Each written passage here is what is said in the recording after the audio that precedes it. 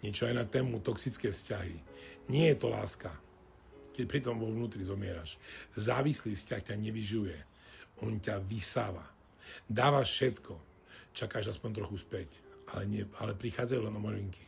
Tvoje telo cíti, že niečo nie je v poriadku, ale tvoja myseľ to stále ospravedlňuje.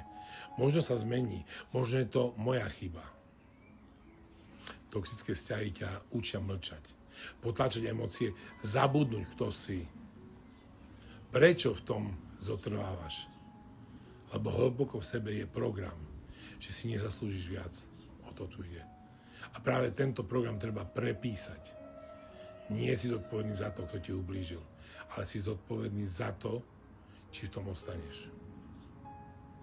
Ak sa v tom vidíš, pozývam ťa do večerných dýchových cvičení. Začni meniť svoj vnútorný kód víťazov. Táto metóda je cesta späť k sebe. Volám sa Tibor Michalko. Našiel som riešenie. Je to metóda kód víťazov a som autor tejto metódy. Krásny večer vám prajem.